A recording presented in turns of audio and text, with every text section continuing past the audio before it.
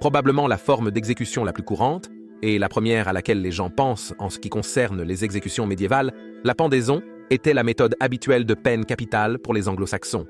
D'autres moyens d'exécution ont été mis en œuvre, mais aucun d'entre eux n'a été aussi courant et utilisé pendant tant de siècles en Europe que la mort par le bourreau. Tollendman, un corps de tourbière préservé trouvé au Danemark, est vu comme un sacrifice humain, pas un criminel exécuté. Sa cause de décès a été déterminée comme étant la pendaison, et il y a également des preuves que les Vikings ont pendu certaines personnes en tant que sacrifice humain à Odin, en une sorte d'hommage au martyr d'Odin qui s'est pendu à l'arbre sacré. Les Anglo-Saxons ont introduit la pendaison en Grande-Bretagne dès le 5e siècle. Mais lorsque Guillaume le Conquérant est arrivé au pouvoir en 1066, il a déclaré que seuls ceux qui braconnaient le cerf royal devaient être pendus et que les autres contrevenants devaient être aveuglis ou castrés. Henri Ier a rétabli la pendaison pour de nombreuses infractions au début du Xe siècle. Pendant le Moyen Âge, le droit de pendaison n'était pas seulement pour les seigneurs manoriaux, mais aussi le droit de chaque ville et abbaye. Les galas, ou potences, étaient omniprésents en Grande-Bretagne. Les agents de l'Église avaient souvent des droits sur les potences et ceux qui y étaient pendus. Au XIe siècle, l'abbé de l'abbaye de Battle, Sussex, a reçu du roi Guillaume Ier le droit de vie ou de mort. Cela impliquait que l'évêque avait le pouvoir d'accorder un sursis à toute personne sur le point d'être pendu s'il le désirait. Au XIIIe siècle, l'abbé de Peterborough a obtenu le pouvoir de vie et de mort. Peterborough et l'évêque de Lincoln ont eu un peu de désaccord lorsque l'abbé a osé installer sa propre potence et pendre un voleur. L'évêque a déclaré qu'il n'avait le droit d'exécuter des criminels qu'à Collingham, Nottinghamshire, et que ce privilège lui avait été accordé par Henri III lui-même. La principale raison de son agacement était probablement le fait qu'il aurait eu droit aux possessions de l'homme condamné et les actions de l'abbé l'avaient laissé les mains vides. Dans l'épisode d'aujourd'hui, nous continuons notre série sur les punitions médiévales et nous nous intéressons à la pendaison et au gibet. Bienvenue à la folie médiévale.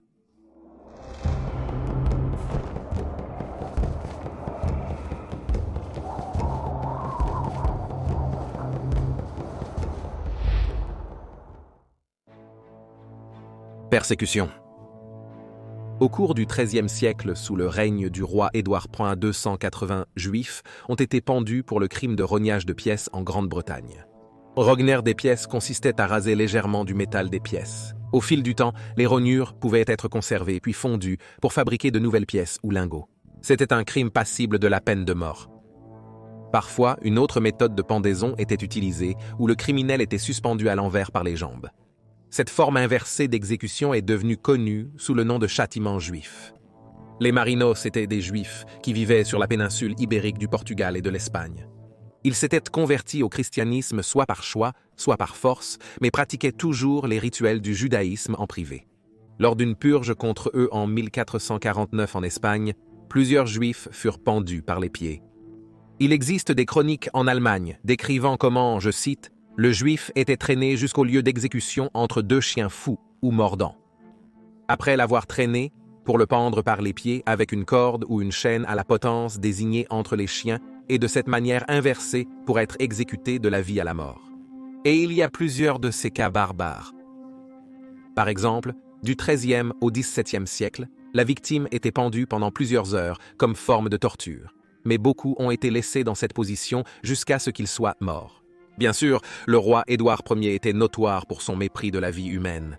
Il a visité Exeter après le meurtre du précenteur de la cathédrale, Walter Lichedale.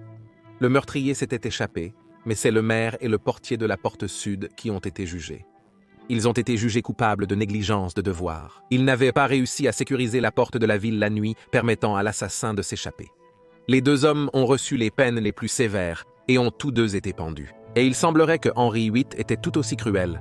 Pendant son règne de 37 ans, il a aboli la pratique féodale des seigneurs, ayant leurs propres hommes d'armes, dans une tentative pour les empêcher de lever des armées contre lui.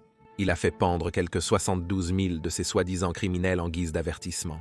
Certains des hommes qu'il qualifiait de vagabonds étaient des vétérans de guerre. D'autres étaient des descendants d'hommes qui avaient combattu lors de batailles telles qu'Agincourt, Bosworth et Towton. Henri réservait les décapitations aux classes supérieures. Pendaison. Il peut falloir plusieurs minutes pour qu'une strangulation se produise. Selon la méthode utilisée, les os du cou peuvent être déplacés ou cassés. La méthode de calcul de la chute n'a été inventée qu'en 1872, ce qui était une technique beaucoup plus humaine. Le cou est plus à risque de se briser quand le corps chute d'une hauteur importante, entraînant une mort instantanée. Bien que cela dépende de l'habileté du bourreau et de la position du nœud de la corde, cela pourrait causer la décapitation accidentelle de la tête, ce qui n'était pas très amusant pour les témoins. Idéalement, le cou se brise, coupant la colonne vertébrale, la pression sanguine baisse et la victime s'évanouit, donc le prisonnier ne ressentirait rien, ce qui n'était pas le cas au Moyen Âge. Le premier gibet était juste un coup normal. C'était juste une branche d'arbre, où le condamné serait soit hissé et suspendu, soit fait pour se tenir sur quelque chose qui serait éjecté dessous eux. Parfois, un cheval était à l'extrémité de la corde, attaché à un arbre, et parfois un ou plusieurs hommes tiraient dessus. Parfois, un petit bout de corde était fixé à l'arbre et passé autour du cou du prisonnier, assis sur un cheval. Le cheval serait éloigné dessous la victime et il serait laissé pendu. Il n'y avait pratiquement pas de chute avec ce type de pendaison, faisant de la strangulation la seule cause de mort. Les muscles du cou ne sont pas censés porter tout le poids du corps, donc la pression de la corde sur le cou empêche tout sang d'entrer ou de sortir de la tête, car les artères carotides dans le cou, qui alimentent le cerveau, sont fermées. Le cerveau gonfle tellement qu'il bouche le haut de la colonne vertébrale. Le réflexe vagal se produit, arrêtant le cœur car le nerf vague est comprimé, et la respiration est arrêtée car la trachée est comprimée et aucun oxygène ne peut entrer dans les poumons. Mais la strangulation peut prendre plusieurs minutes insupportables. Cela peut être long. La mort peut survenir entre 5 et 20 minutes, avec des convulsions de la victime suspendue, le corps se tordant et se contractant, semblable à une danse macabre. Les potences étaient des mécanismes très simples à leur construction. Il y aurait une traverse fixée à 2 poutres verticales. Pratiquement toutes les villes, même les plus petites, avaient un dispositif de pendaison. Généralement en périphérie de la ville, le criminel serait défilé vers la zone, soit à pied, à cheval, ou debout ou assis. C'était pour faire un spectacle aussi grand que possible et dissuader d'autres éventuels délinquants. Une fois à la potence, la corde autour du cou, ils seraient étranglés à mort. Le lieu d'exécution était généralement sur un terrain plus élevé afin que tout le monde puisse bien voir la performance. Gibbet.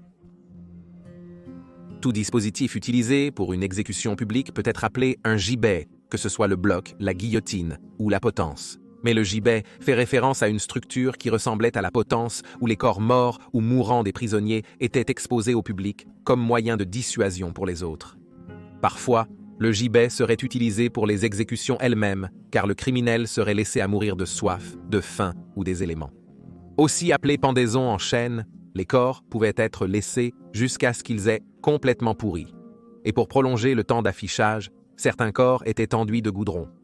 La guillotine ou la potence étaient utilisées lors du dessin et du cartage. Le corps était découpé en 4 ou 5 parties qui étaient exposées sur le gibet dans diverses régions du pays comme mesure dissuasive.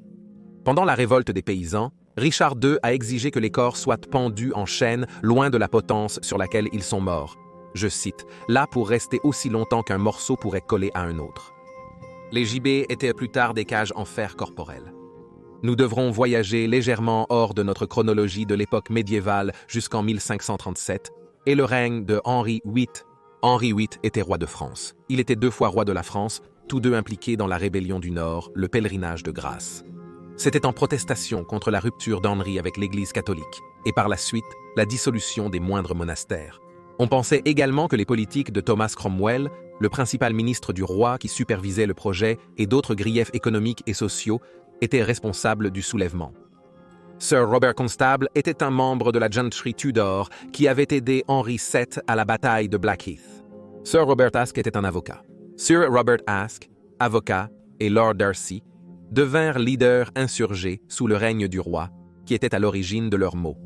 Suite au succès de la rébellion, des sanctions ont été infligées pour la reprise des terres sacrées, précédemment contrôlées par le roi. Les négociations ont continué, et le duc de Norfolk a offert aux rebelles une grâce et un parlement à York dans l'année. Sur ces garanties, les rebelles se sont dispersés, mais les promesses n'ont pas été tenues par le roi.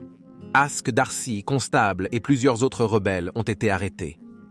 Il leur est reproché d'avoir, je cite, « conspiré ensemble pour amener nos dirigeants du Nord à priver le roi de sa dignité en reniant son titre de chef suprême de l'Église d'Angleterre. et qu'ils l'avaient contraint à tenir un parlement et commis divers actes de rébellion. De nombreux hommes ont été exécutés après le pèlerinage raté, dont 4 prieurs, 6 prêtres, 7 abbés et 19 moines. En tant que membre de l'aristocratie, Lord Darcy a eu la clémence d'une exécution par décapitation sur la colline de la Tour à Londres, bien que ses terres aient été saisies et sa tête exposée sur le pont de Londres. Mais les 2 Yorkshiremen n'ont pas eu autant de chance. Le constable a été suspendu en chaîne au-dessus de la porte de Beverley à Hull, Yorkshire. Le duc de Norfolk, qui était là pour assister à l'exécution, a dit, je cite, « Le vendredi, jour de marché à Hull, Sir Robert Constable a souffert et pend au-dessus de la plus haute porte de la ville, si bien enchaîné que je pense que ses os y resteront pendant ce 100e année. Et jeudi, qui sera jour de marché, si Dieu le veut, je serai à l'exécution de Aske à Hull. Je serai présent à l'exécution d'Aske à Hull. 6 jours après, Aske est pendu, enchaîné à la tour de Clifford du château de York.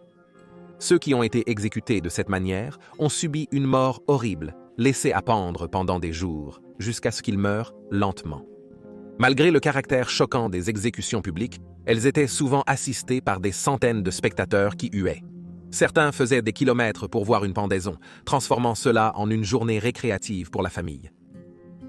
Merci d'avoir regardé cet épisode de Folie médiévale. J'espère que vous avez aimé.